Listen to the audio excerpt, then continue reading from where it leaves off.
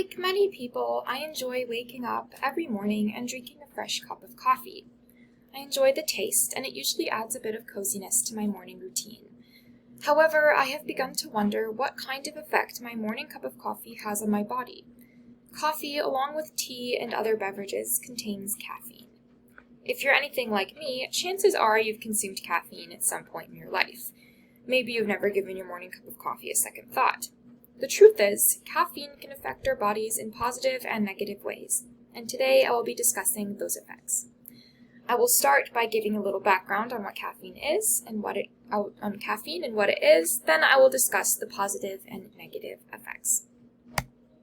So firstly, what is caffeine? Caffeine is a stimulant that can be found in coffee, tea, and other caffeinated beverages, as well as some over-the-counter drugs like Midol. According to the website Caffeine and You, caffeine was first extracted by German scientist Frederick Ferdinand Brunsch in the 1820s.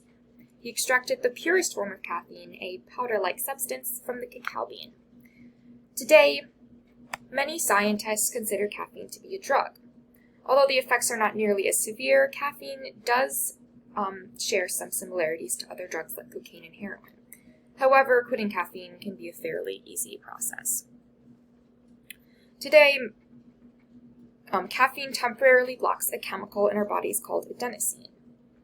Adenosine is a chemical that promotes sleepiness and fatigue, which is why caffeine makes us feel alert and awake. After about 30 minutes after consumption, you will start to feel the effects of caffeine. Caffeine is absorbed in the blood vessels and the lining of the stomach and intestines. Now that we know a little bit more about what caffeine is, we can talk about the benefits of caffeine consumption. Caffeine has many positive effects on your body.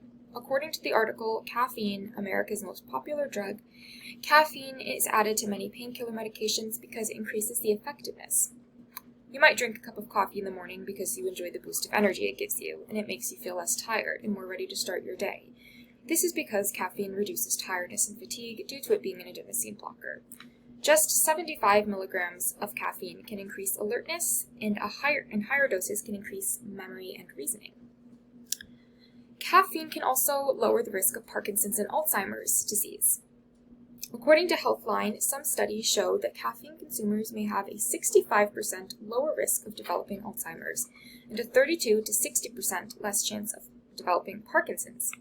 This is extremely important because Parkinson's and Alzheimer's have no known cure, so prevention is key.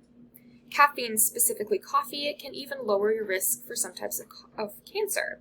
Chris Gunners, in his article titled 13 Benefits of Coffee Based on Science, says coffee drinkers have up to a 40% lower risk of getting liver cancer and a 15% lower risk of colorectal cancer. Both of these cancers are some of the most deadly, with liver cancer ranking number 3rd and colorectal number 4th. Caffeine can have positive effects on your body, but it can also pose some risks.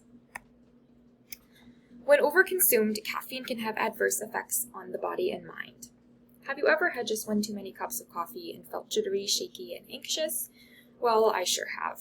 And according to Hannah Nichols in her article titled, What Does Caffeine Do to Your Body? Caffeine increases your heart rate, which can make anxiety worse.